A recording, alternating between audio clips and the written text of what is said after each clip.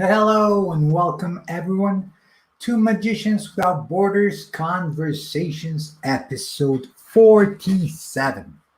My name is Carlos López. I am the Global Programs Director for Magicians Without Borders, and I want to welcome you to our 47th episode. It's going to be a great episode. We're going to talk today about how to use tricks as means to an end.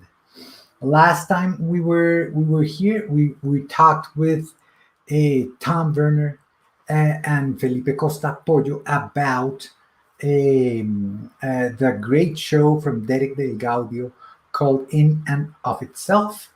And it sparked a lot of questions on us. So today we want to revisit it. We want to revisit it and see how we can tie it to exactly what we wanted to what I said today about the how to use tricks as means to an end, and also to tie it back to the last episode, which was the importance of the performance of magic, because we think that's something that's pretty important as well. So I want to just say hi all that are joining us live in YouTube, Facebook, or in Twitch. Thank you for joining. And as always, I want to make sure that you guys know what we are doing on this podcast. And remember that the last Wednesday of every month is our mailbag episode, meaning that if you post some questions or send us your comments, we can definitely talk about that. And if you want to join us, you can definitely send us a request so that we can have you on and answer your questions that you might have, or a topic that you would like us to discuss with you. So please send your comments and questions to our email, podcast@magicianswithoutborders.com, or tweet them at magicianswb.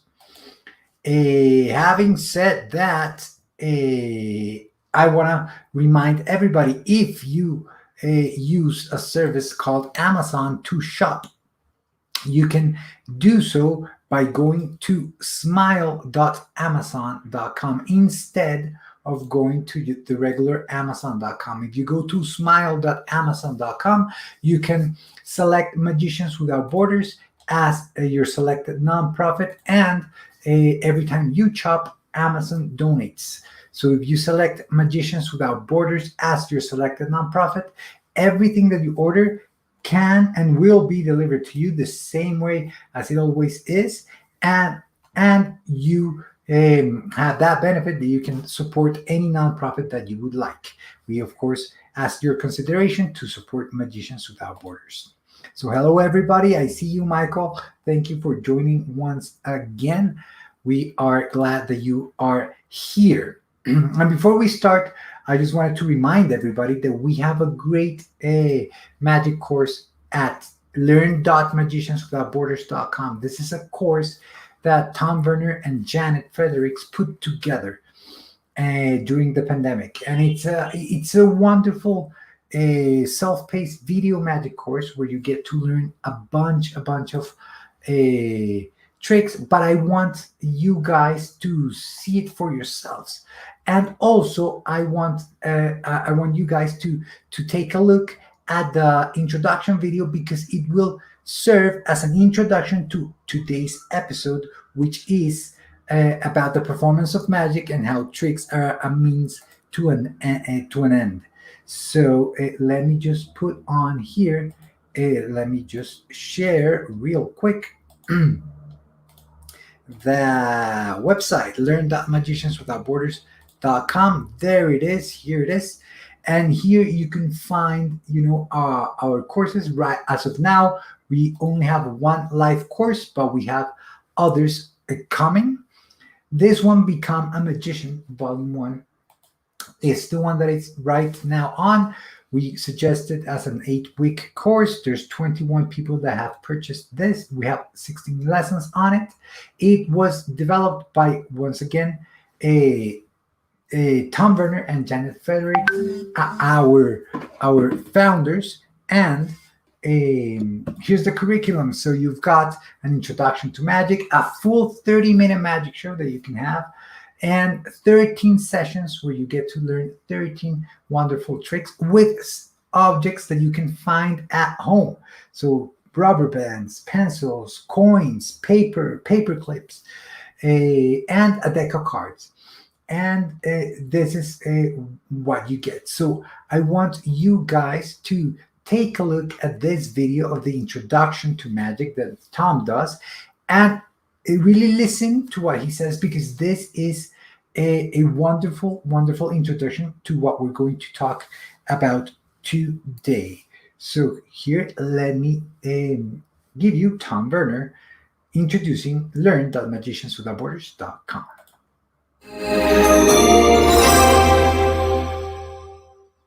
Welcome to Become a Magician. My name is Tom Verner, and with my partner, LaFleur, Janet Fredericks, we're going to teach you over these sessions how to become a magician. That's what we call this, become a magician. We didn't call it, hey, let's just learn a whole bunch of tricks. Let's learn how to do tricks. Let's learn the secret to how the tricks are done. Those secrets are really important. Some of them are 1,000 years old, and magicians have held them close and only told people. The only exception was people who wanted to become a magician and who took learning these secrets seriously. So we ask you to hold these secrets and not just tell them to anybody. We call the course To Become a Magician, which is more than just learning how a trick is done, learning the secret, but learning how to do it.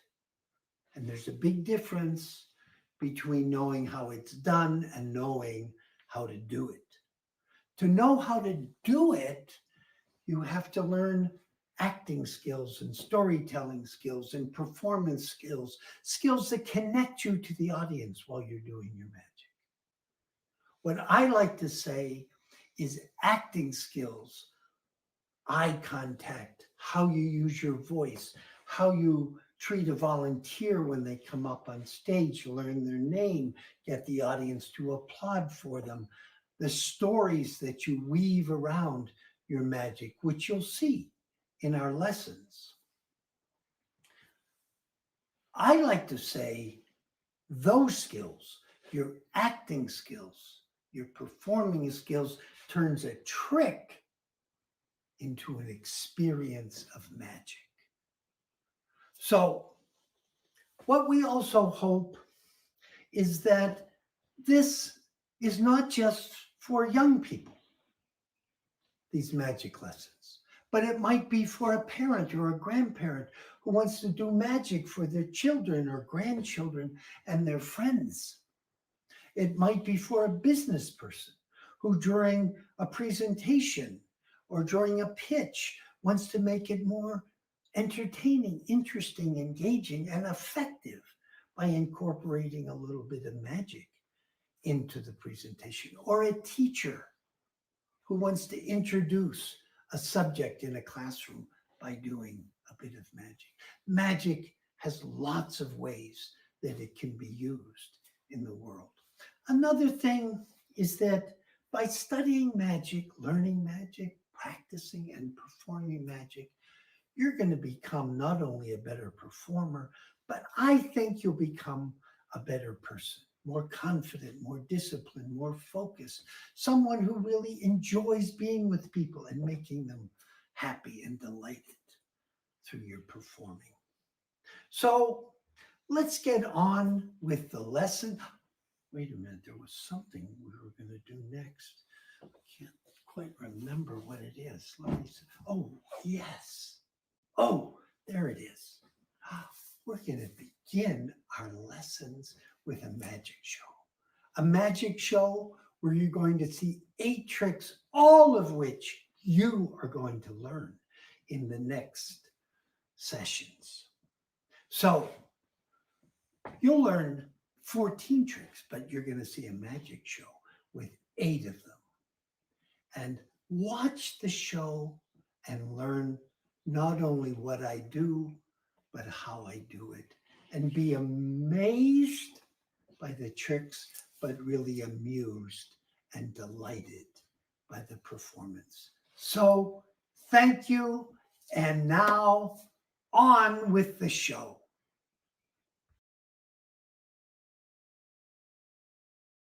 Oh, I'm muted. Awesome. So that was the great introduction today to our episode of how, the importance of the performance of magic and how, the tricks are a means to an end. So I think this is the perfect leeway to get started with here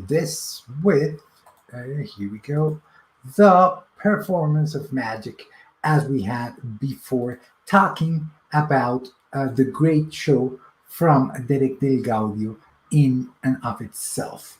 And joining me today, there's is two of my favorite magicians, my favorite corporate magician and comedy magician, Diego Vargas from Costa Rica, and my favorite children's magician, Pollo from Colombia. So here they are. ¿Qué más? ¿Qué más? How are Hey, you?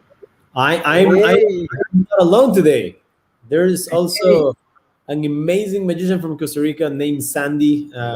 Hey, Also Sandy. here. And just want to say hi to everyone that is watching. Pollo. Hey, so testing. I don't want to have any more technical issues anymore ever in my life. So can everybody hear me? Good? Yes, we can hear you, Pollito. Everything fine. Nice. Pollo, I wanted to start by you reading the article. You have it there? The article I can I send it to you. I can't find it anymore. Why? I don't know. I have it here. Can you resend it to me? My own article. Diego, Sandy, I have a question for you too. Did you guys both get to see the show from Derek del Gaudio? Yes, amazing, absolutely. So yeah, quite outstanding. Okay. I mean, did you, Carlos or Pollo, got to see the show live or just the film? Felipe Pollo got to see it live and he's seen it on video. So I just saw both versions. both versions. Yeah. And he wrote a great article that I just resent to him of that experience. So after the show, he got to sit down with Derek and Yes. and he interviewed him. So I would love for Pollo So to. who interviewed Derek? Pollo interviewed Derek or who? Uh-huh.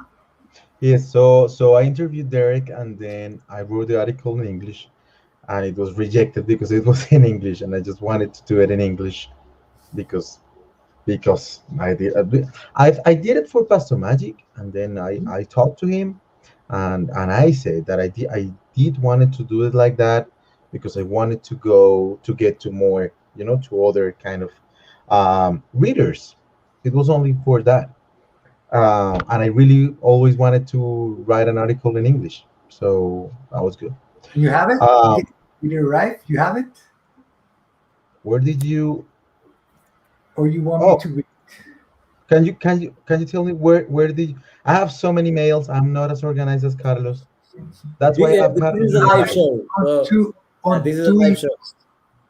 See, everyone, we are going through this with Felipe. He has a lot of emails. One is Magical Felipe, and the other I'll one is do Felipe.sal. this silly thing meanwhile. Okay, go Have ahead. it Have It you has seen this silly arrived. thing meanwhile? Go ahead. All right. So this is something a friend of mine gave me. So this is a little chain, a little how you call this? This is a nail. No, a nail, see, The screw. screw. Yeah. All right. So we're gonna put this little chain here and the this friend here. I don't know if you can see this correctly, but if of course, Sandy, can you help me just putting the finger like here? Like here. Yes. All So right. the chain is not, of course, cannot go any further. But we're gonna do this now with magic. So what we want to do is to make this go through this, right? By the way, I just wanted to say this is not something I normally do. It's something I just kind of have there and found a couple days. So, Sandy, will you help me doing some magic? Sandy's gonna do it. Chain goes in here. All right. This goes in here. Just take this and take the other one. Take the other one as well. This I'm one? just gonna put this in here. And with your magic, everyone at home, Sandy's here. All right. Go. Go, go, go, All go. right. Nice. Go, go. Oh my God. Woo! Sandy is in the house. Sandy is in the house. Amazing. Beautiful. Those are the kind of things we need to do while Pollo finds a male. So No, Pollo- I got it. I got it. I got it. I got it. I got it here. I got it. Great. I Thank got it, you, yeah, I got Diego. Thank you, Sandy, for this great magic trick. As you know, we rehearsed because Yes, yeah, everything was rehearsed. Yes. Thank you for the cover up. Yeah, Michael, you said that if we could post the article, I just sent the link. The article is live in our website. Mentor, is Michael Wall referring to the article or to this trick? I think he's referring to the article. Here it is. So, Felipe, could you read the article and we'll get that, then the conversation started after you read it? Of course. So, this is the first time that I think I read out loud. So, I decided to call the article Today I Am a Writer. Derek del Gaudio. Today I am a writer. It is really hard once you become a magician to enjoy magic in its pure, innocent way. I remember being in the David Roth Theater in 2008 with my friend Fernando watching Fuerza Bruta, one of the craziest ideas in a performance I have ever seen and one of my favorite theatrical experiences. Today, in the same theater, 10 years later, I didn't get I didn't get any disappointed at all. Derek, who I will call in some parts of this article El Ruletista, has developed a well thought script where each act is a flavor of a dessert built on a stage act. On a stage, and in the cherry on top of that sweet plate, his profound words and stories lead our imagination to a surreal and sentimental place. I am a complete supporter of stories when the magic is being done. But beyond that, he takes his audience to a place where just a few have been in the world of magic. The Ruletista mixes the story, the stage, the emotion, and when you really are not expecting it, he dazzles you with a miracle. From the beginning, his proposal is honest. He lets the audience know that what they are about to see has an explanation, but they will never find out an answer. And for that to happen, you can tell he worked infinite hours to achieve it. From the start, Derek did not want to promote the show as a magic show. And with that as a point of start, the theatrical side of the show is in charge to connect with the audience, to create an environment where the magic serves the script and not backwards, as many of us has been doing for years. And even though there is not right or wrong when we talk about creative work, I can say that part of this success belongs to the order of importance he gave to magic in his show, and that led him to a place where his honesty about his life and his stories the are the core and the heart of the show. His show is a masterclass in parlor as well in creativity, and in his words, I have never seen a magician to whom I believe every story he tells. He has done his homework with perfection, and that's why his results have been extraordinary. You might be waiting for me to tell you the miracles he does in the show, but but miracles are better seen in real life. Spoiler alert: if you go to see his show as a magician, you're gonna give a lot of thoughts about what you have been doing with your tricks. I asked him for 15 minutes. I asked him for 15 minutes, and we talked for a whole hour. And when we stood up from the table, Max Maven was there to see his show. An unforgettable rainy Sunday it was. Magic happens every day when you believe in it. Some Pollo, thank you so much for that article. I think it was wonderful, and it's a great point to start. So, Diego and Sandy, you have any thoughts on Pollo's reaction and his words on the show? You are muted. If you are muted, we cannot hear you. You're muted. You. Ready.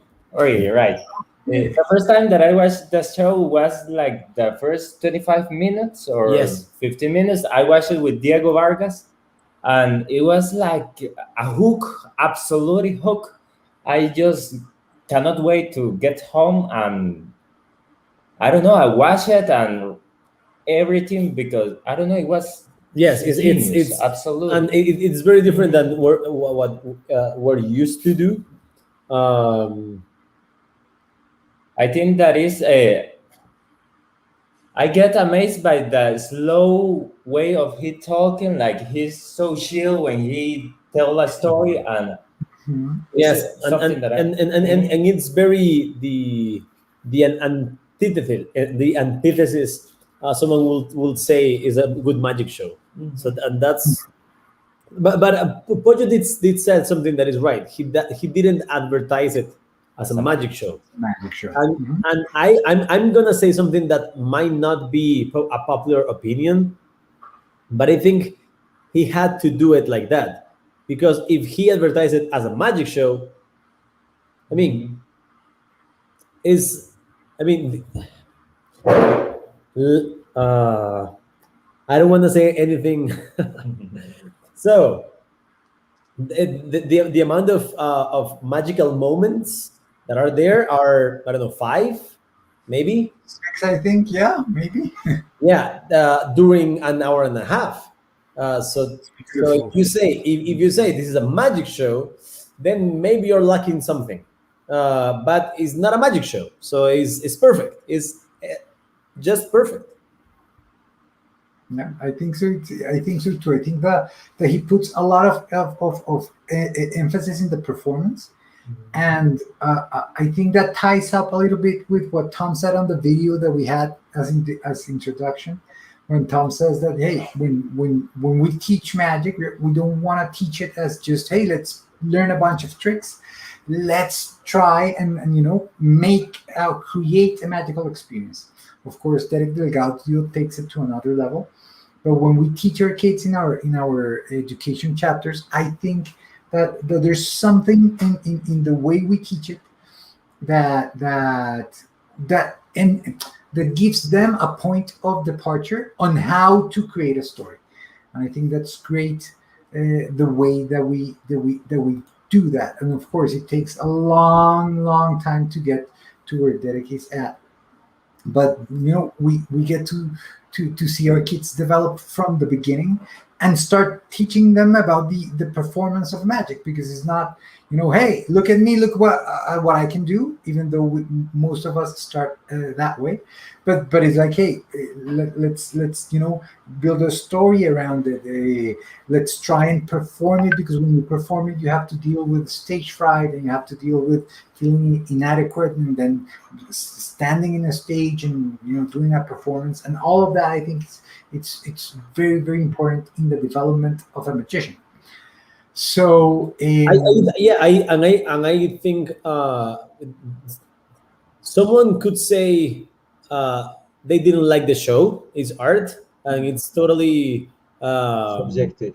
yeah, it's totally subjective. But this is the first magic show that has ever been bought by a huge company like Hulu that has done. I mean, the numbers are not subjective, and the numbers behind in and of itself, they speak Great by product. itself. Yeah.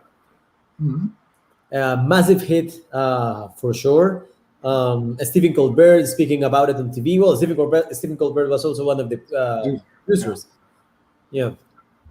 Yeah, and all the people that are in the audience, like when you watch it on Hulu, you see a bunch of celebrities. So it's like, it got a great reception from everybody. I thought it was wonderful. It got me through a bunch of emotions. I don't know Yes. if it was the same to you. Like I laughed, I cried, I was amazed. Can, I can was we say pissed off. spoilers? Well, yeah, like if people are listening to this and you don't want us to spoil it, just pause this, go watch it, and then come back. Yeah, because also, so this is something that Joshua J told me that I think it is quite. I don't know how many magic shows have this. So at the end of the show, he does this golden brick thing, right? And the Mhm. golden brick appears in somewhere in New York, and Joshua J lives in New York. So Josh says one day he's going to the gym. He's going to the gym, and then in the corner he sees a golden brick. So he goes, "Oh, someone picked my gym corner," and yeah. So I just thought it was very cool how one little thing can amplify the magic without watching the show again. So the amount of people that have been walking in New York and go like, "Oh, look at this! This is the golden brick for the show. Someone picked my corner." It's like watching the show again. That's super powerful. That's great. In the video, and you see those little reels of people that post a video on Facebook or YouTube or whatever, like, oh look, this is the break, this is the break. Oh, that's just it's wonderful, and it shows you that the show does not end when the show ends in the theater. Like it just goes beyond. Yeah, Yeah. absolutely with you. It's when Tamaris talks about the comet effect, I cannot believe in Better America. example. Yeah, it's a very good example. Like it's right there. Yeah. It's wonderful. So because both of you are here at Diego and Pollo, and of course I would love to hear what Sandy has to say about that. If you do you know our kids, Sandy? Have you been with our kids or have you met our kids? Yes, from Costa Rica, yes. Yeah. So because you've seen them, right? You've seen the work that they've done. I wanted to ask you guys, like, do you think that after seeing Derek del Gaudio and after I mean you having a magic career of your own, right? Do you think that the effort that kids put into their performances, how could you not compare it to Derek del Gaudio, but compare the process Yeah, of please. with the but the process of creating something with the kids. Do you think? Do you have anything that you can say right now about the importance of the performance of magic when you teach the kids? Like, do you aspire for them to do something like Derek, or do you think, hey, Derek is just on a league of its own, or do you? What's your take on the performance when the kids are asking for advice or when you're teaching the kids? Oh, you're gonna go first, Sandy? He asked you. It's a very hard question, but I've been thinking of it a lot. I think it deserves to be thought. That's the point of these conversations. Yes. I think You go, I Diego. think You there's- go. I talk too much. I think there's two truths right there. One is Derek is in a league on his own. That is true. That we should teach that. Yes, that's also true. And I mean that we as magicians should aspire to something like it. Because it's something different. So Yeah. I mean, again, it's art. I am okay with someone saying, I don't want to do something like that. I don't think if I see myself doing something like that. Yeah. So, but that the amount of perfection and of You're too itself, happy to do something like that, Diego. I will be thrilled to do something like that. Yeah. I couldn't do it for 2 hours, just like so. Yeah, probably not. When I I'm saw, lacking laughs. Yeah, that is true. I'm lacking laughter. Yeah, I will have to block all my muscles See, that's more dramatic. Yeah, it's not for a your style. month. But Neither of you. Sandy could do it. mentor could, Maybe, mentor I could, don't know. Mentor and could do it. Sandy. Mentor and Sandy Mentor could do could do this. it. Yeah, Mentor Probably, could do it. probably. Yeah, but I think it's hard like to keep the attention up without laughs or without the Yeah. funny of everything Yeah. And mess. take a Mhm. look at this, because he goes in the same tone as we talked last week. Mhm. He goes in the same tone the whole show, but Oh, he really? never goes up, but No. he does go slow. Yes. He actually goes low.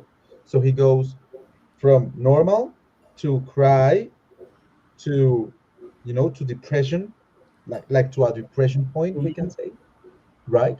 So he did change in the show, his voice, his tone, but not to go up as we're used to Yeah, it. yeah. It's Um, like more dramatic or more, I don't know, like to come here, pay attention to that, come close, and this is important. But yeah, I don't know. When I get the attention loss in a show, I tend to go up different. Like I don't know. Hey kids, come here. Look at this. This ball is going to vanish, or I don't know. But the tone of the voice Yeah, is and it's always, different. and it's I don't know. always. I think if I knew, because I think, and there's must be magicians watching this. We all have this trick, one trick that is kind of tensions, but we know at the end it's gonna hit hard. But we have one trick. If we had a show that we know that at the end it's gonna smash so hard, I think I will feel comfortable enjoying the tension. Which moment can it be? Which moment could it be? When the card is about to go on top for the third time on an ambitious card, and you go like, I could be here for another 3 seconds just to go the tension because I know this is gonna hit hard. If I knew I had one show that at the end smashes so hard, maybe I will feel more comfortable having that much of attention. Maybe. Yeah, yeah, probably. Yeah. Where I wanted to go with the question of the kids is that when I personally see something like that, right? I my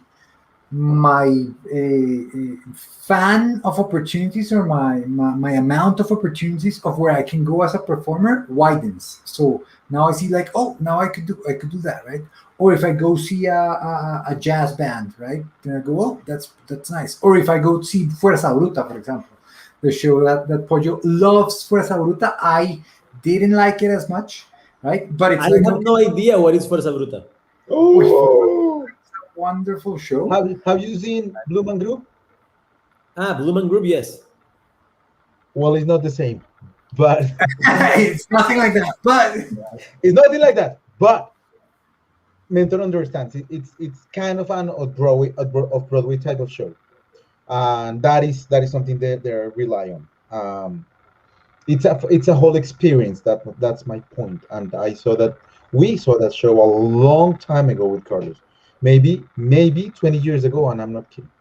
So Wow, Carlos, 20 years ago. Diego was like four. Or like Diego was before. I was bored. Diego and Sandy were little babies, but no. But Fuerza Bruta, for example, is a show that it was the first show I saw that you had to be, that it was not a concert like a rock concert, and you had to be standing up for a show, and you had to move during the show standing up because the audience was part of the show. So the performance goes into the audience and they make you move, and you have to go and move while you're watching something. And then there's the best scene of that show was a pool, like a pool made of a plastic, like those kiddie pools that that you put in the outside and you fill it with a hose and water. Mhm. a pool like that, it's on top of you, so you can touch the bottom of the pool, and the performers are on top of the pool, and they're swimming on top of you, and you can touch them. It's just surreal, And the pool surreal. is almost as big as the stage, like as Yeah, the it's whole huge, stage. huge. But it was like I didn't like it because it was too, I don't know, way too Too loud for mentor. loud. See, way too. But it was a great opportunity to say, "Wow, what a great Idea. new way of seeing a performance." And I think that happens when, I mean, that changes my style, or that makes me aware of a different way to teach when I'm with the kids. So when I'm with the kids, and then I have this, it's like, hey, there's no limit. Like, you can do anything, right? Like that idea of like, hey, expression has no limits. You know, you can express yourself in whichever way. And I think Actually, going to that, going to your question, actually, mentor. I'll have to say that what Derek del Gaudio and many more, I'll say, actually teach us is that is why we should learn other arts besides magic, because in Derek we see classical theater classical theater, right? A monologue, a deep, profound monologue mixed with magic. So what he does is combining that with his script, with his story, but using classical theater. And that is something I think I have never seen that before, because I we know think theater is part of magic and yada yada yada, but not this is like a Shakespearean type of theater, like this deep, profound situation where you see him suffering, and making you suffer for all the things that he's telling us, and then boom, he disappears a brick, and you're like, what? but What happened to your lesbian mom? And it's like, what? So it's very well done. It's very well done, and could be one of the answers of the question: can you do magic and theater together? That 99% of the times is no. Is magic is gonna lose pretty much always. But Derek did it. But I think when the magic is about to happen, he always gives the space to the magic. yeah, That's of course. something that's something that he yeah, and he makes it the protagonist. Yeah, he's like, this is the moment, this is the magic moment, and it happens. It's like, Yes. it's wonderful. Yeah, because a lot of Broadway shows have magic, but you don't feel it.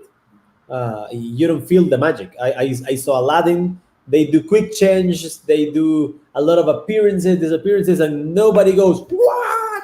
No one. They just go.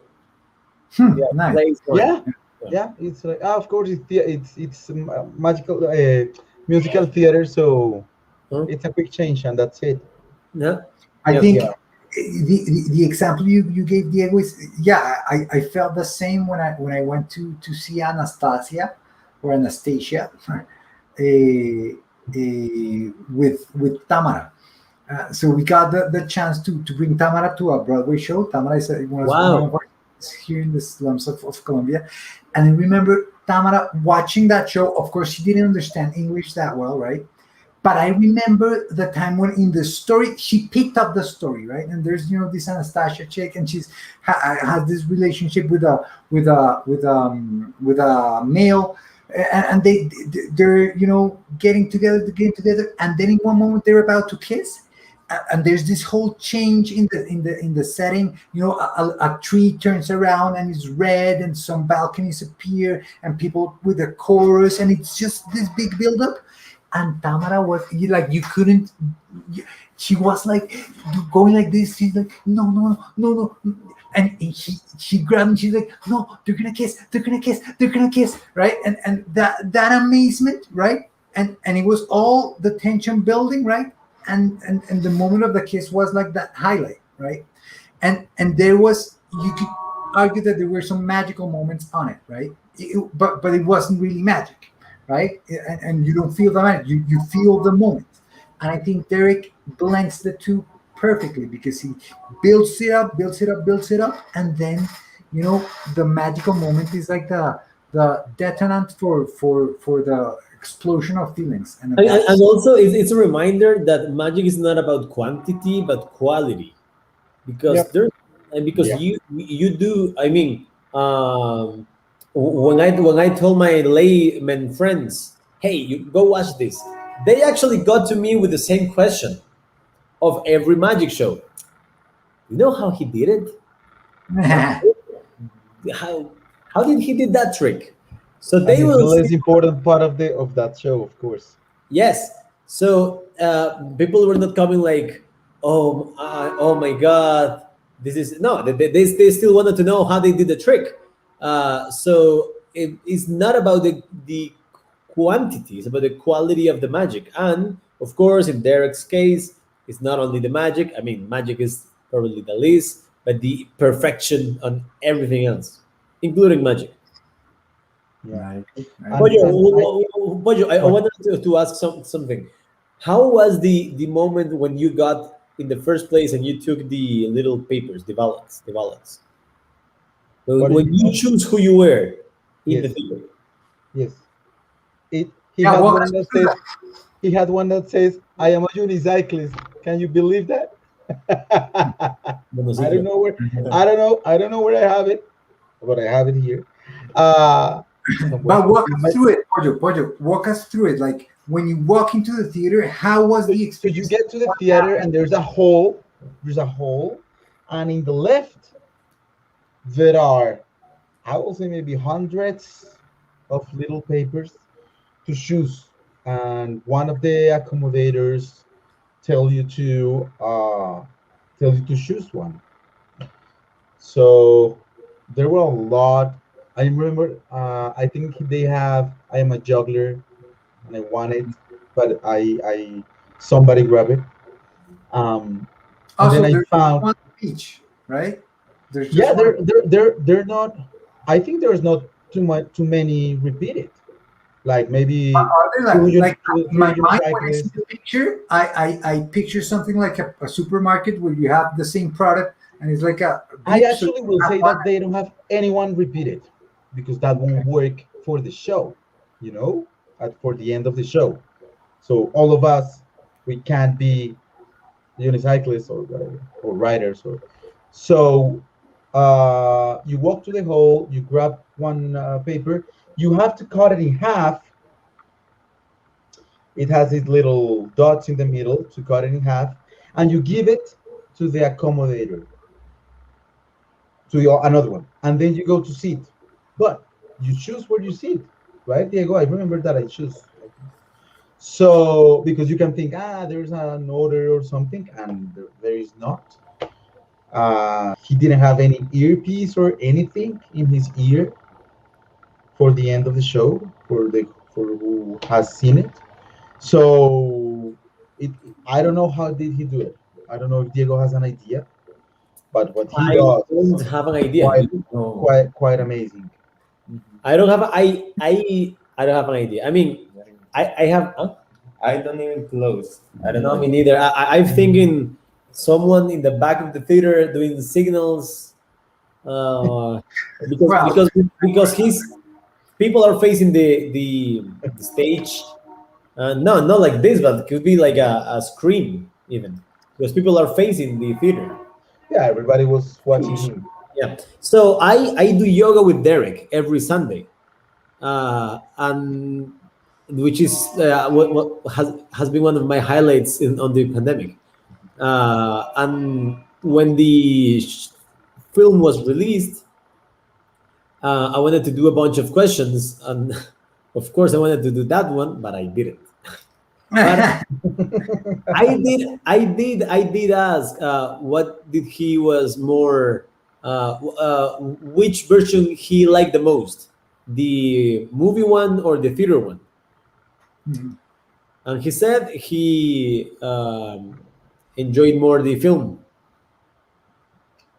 Wow, Yeah. interesting. wow. I mean, to go back to the kids part about teaching, I think the lesson here for the kids is learn as much as you can about other arts.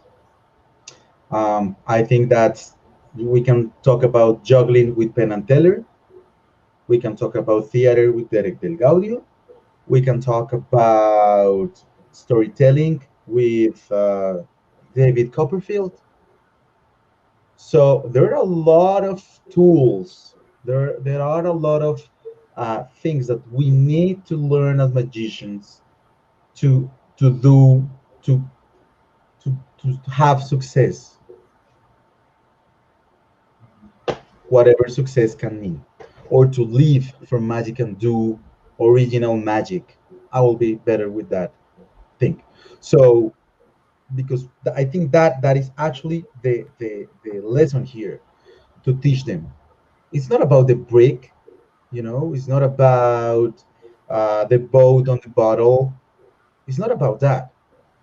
It's about how he grabbed a whole script about his life, put some tricks in it in a perfect timing, and create a masterpiece, because it is a masterpiece. Yes, and I Theater, call it whatever you want. That show is a masterpiece, and it is. as as Diego said, uh, the results talk by itself. Like Million of he was dollars. sold out for months. For months, it was sold out Yes. in a theater in New York, and that you don't have to say anything else about that. No, Yeah. Yeah. You can argue with a lot of things, but this is something that Luis Otero told me once. Um, There's a lot of things that are subjective, but success is not one of them. Yeah. So he said you can like the show or not, but it's still, if you don't like it, it was still a it was success. still a success. Yeah. Yeah. It's okay if you don't like it. It's still a massive success, millions of dollars. I gotta say, there's one thing of Derek's show that blew my mind, and I think it got my barrier of as a magician. It went way up. Mhm. It was, let's say it was here. It went boom like this, and that's always something that it's so good to have. I mean, I know it's something we do with the kids of Magicians Without Borders, because um, a lot of our kids, their dreams are the things they have been thought to dream. So their dreams are here, and then they met mentor. Mentor brings them to New York, so now they dream here. Every single time we can put this a little higher is something amazing that we can do, and that's The something bar. Derek did We can for me. always raise the bar. I got it. Yes. Yes, and that's something Derek did for me for sure. Yeah, Okay. awesome. Yes, and I think that's exactly what we want our kids to feel, but what our program needs to do. Because when because I remember when the last time I was in Costa Rica, right, and the kids from Costa Rica from Terrazas got to perform in a venue that was so nice, so beautiful. In the what's the name of that place that we performed at? El Centro El de expresivo. No, no. The last time I was there was in In El Magali. Convenciones. So now when we went with the Yale magicians, but Oh, got it. El Centro de Convenciones, yes. to El Centro de Convenciones, it was like a huge place, like way bigger than a theater, right? Because it was the whole place that's a convention center, and the kids got there, got to eat a lunch that was huge, and you could have as much as you want, and then they got to perform for this audience, but being there and the excitement of the kids, like, wow, I can't believe I'm here, like I'm going to perform, like the people are sitting there because they're waiting for me to perform, right? And that, I think that's so powerful, that moment where they're like, they're sitting there for me, right? And I think that moment, it's super empowering, because when we get into performing for a living, right, we sometimes forget about that, right? We sometimes forget about the power or the position of power, the empowering position that we put ourselves into, right? And it becomes, a routine. We need to do it once, every day. But when you're not used to it, right, and you have it in front of you, and it's seldom, it's few times in your life, you feel super important. And I think that's exactly what they were saying, that your expectations are here, or what you do is here, but when you're in that situation, it levels up, it levels up. And I wanted to share with you guys how that looks, because last week we were Tamara with the group here in Colombia. We're shooting. Some of our students were doing a magic course, a virtual magic course in Spanish with these kids. And I'm going to show you a clip of this guy called Jason. After he was done recording, they did a day of recording, like 8 hours, but he just got to record 2 tricks, right? Because they didn't record much. After he went home and he posted online, right, a picture on Instagram and Facebook, just saying like, "Hey, thank you everyone that believed in me, and Tamara for teaching me, and Magicians Without Borders, because without you I wouldn't be able to be here in this situation." And me reading that, it was like, that was that moment, right? I mean, that's the moment when his expectations were here, and then they leveled up. It was just leveling up, right?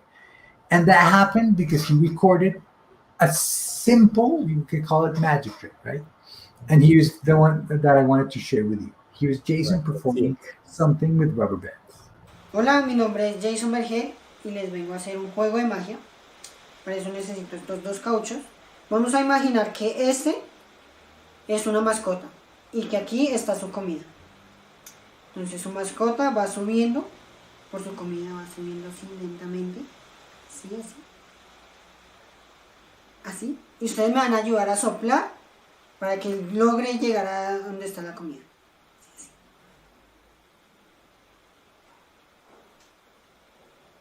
Así es.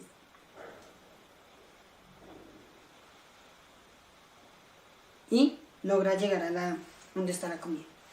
Muchas gracias, espero que les haya gustado. I did like it. That was so cute. So you see That was how damn cute. He's so cute, and how he's performing, right? He's giving the performance of magic an importance that it's, I mean, it's super important. It's very relevant, right? He has his attire. Yeah, everything. Yeah, he developed that story. But after doing so, he had time to put on this message on social media, that it says here. I just want to share that with you. It says, let me see if it's this one. Nope, it's not that one. Let me share another one. This is this one. There's another pollo in the house. There's not putting that here. Where? No, that mentor was looking everywhere. Oh, look at this. So he posted this picture, right? So it's they with the whole setup of how they were recording, and it says, "I want to thank all the people that were with me today. I admire them, especially Tamara. I admire you so much. You're the best. Thank you for the opportunity." Right? So it's like we created that opportunity, we facilitated that opportunity of happening, but the development that he had, it's that moment, the raising the bar. I mean, that's that's when it happens, and I'm so thankful that both of you guys are part of that. Whenever you guys teach the kids or bring them to a show of yours, you're leveling their expectations up, and that's just so wonderful to to have that opportunity. I understand what Carlos says. I love it because, well, you know, Diego, that Carlos is the one that is like pulling the strings of this fantastic idea. And we have had a lot of conversations with Carlos about these moments, and then also the moments not so cool, you know. And this program is an opportunity, and Jason said it, and I love it because I think that is really important for us too. And this is what actually we have to make the kids understand, that this is an opportunity, and that means that this is not going to happen every day, that somebody's actually going to knock to your door and say, do you want to become a magician, and forget about gangs and drugs and prostitution or whatever, or violence in your in your normal days. That doesn't happen every day. No. And the other part of the coin is that not always, they appreciate what is actually going on. That is The true. opportunity of traveling, knowing the world, perform, get invited to some beautiful events, and know big places to do shows. Everything that these kids have been living for years, for a few years, it's unbelievable. It is. And we have to look for kids as Jason and as Tamara, because those are the focus we have to get. Those kids, the ones that when we do it, when we teach them, when we take our time to say, we want you to be the best magician that you can be, and they do it just as Jason did, we feel like mentor is feeling right now about him. you know and I think that's an important part of the selection, uh, because if one of them is not enjoying the opportunity, there are a lot of people. And when we that happens with Carlos and me, when we were in Bella Flor, a lot of when we were teaching to the kids, a lot of people were like, "Do you remember, Carlos? Are you going to open another date of magic? I want to be a part of magicians. I want to be a part of the course of magic. I would love to." And we were like, "No, no, we're not. We don't know if we're going to open it." And then the point is, we need to find kids as Jason, that feel that in their hearts, as Tamara, who has squeezed everything that Magicians Without Borders has done for her, and she's doing it freaking good, and that's beautiful. That's what we want to see. We want to take kids as Jason and Tamara and say to the world, this works, and that's what you should donate. For sure. It Yeah, works. I agree on that. I agree on that. And I also gotta say, we all gotta thank Derek, because we as teachers of magic and part of Magicians Without Borders and part of the magic community, it's so hard that we get this amount of amusement and this amount of surprise as we got on Derek's show. So I think we all should be grateful to have this thing that we can go and watch and go, oh my god, and feel like a layman. So that gives us the energy, love for the art, whatever you want to call it, to keep teaching the kids, to keep performing around, wherever they need us. Yes, Sandy, you want to say something? I don't know. I think that the show was important for me from the perspective that same perspective, set a goal, set goals. Basically, Bigger to goals. bigger goals, like you can do theater. You don't stay with events, but you can do something bigger, something Mhm. experimental. Don't be afraid, because I don't know, because you don't know where the magic can Thank you. can take Can lead you. can lead. There was something beautiful Tom said last week. I don't know if you remember Mentor, and it was he talked about he made a beautiful question, and I loved it because I was in a terrible internet situation, but I heard that and I love it. And he said, um, "What do I want to do with my magic?" And I think that's one of the most beautiful questions we have to do to ourselves, because we have to ask, what am I doing with my life and why am I doing what I do? Like Carlos, when he was programming for Bill Gates, and then he said, I want to get out of here and work in social magic, and he's here now, so he's doing great, you know. And I actually made that question to myself uh, when I was living in Italy, when I was living in Rome. I didn't know anyone.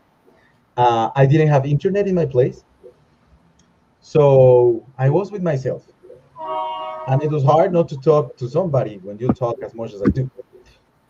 But but It's true. uh, Diego. So I sat. I remember I sat in the couch of that apartment, and I asked to myself, why am I here? Why is this happening? Why am I in a place where I don't know anyone? I don't have internet, so I can't, like, distract myself. So I got into I will say, kind of a meditation situation, and I asked that question that Tom said last week, and I said, "What do I want to do with my magic?"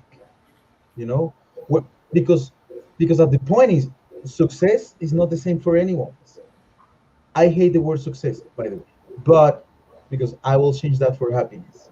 But um, I remember in that self conversation that I had with myself that I wanted to be part of Magicians Without Borders, because I was like a year.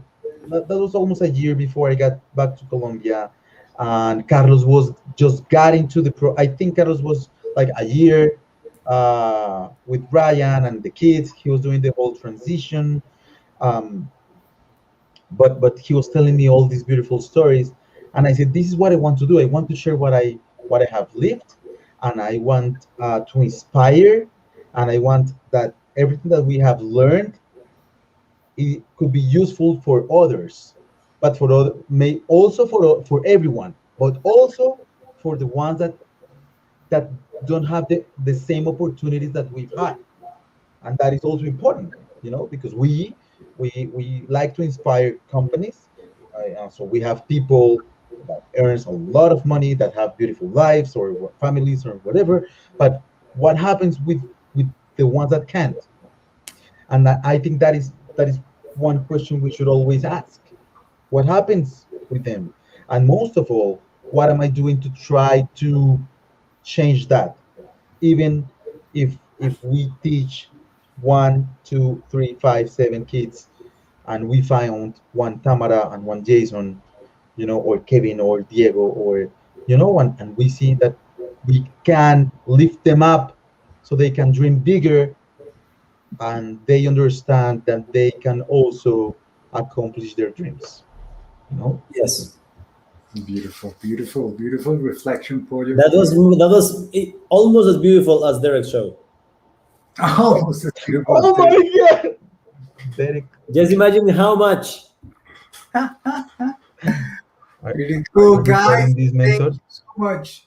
Thank you so much for being here. It was, great to have you here to, walk through our reactions of the next show. And then we ended up talking about, the hardest questions in in the existence of humankind. But Yes. thank you so much. It means a lot for me to have both of you as part of people that believe in this dream of Magicians Without Borders and that work hard from where you are to make it a reality. So thank you so much for being part of this. I love you both, and I hope that this continues for a bunch of more years. Yes. Thank We need you, to get a Pollo. theater to do this Thank you, Sandy, conversation. for joining. Mentor talks. Thank you so much. Thank you so much. Bye bye, I everybody. love you, guys. Love you. Bye Thank you, bye. Mentor. Bye.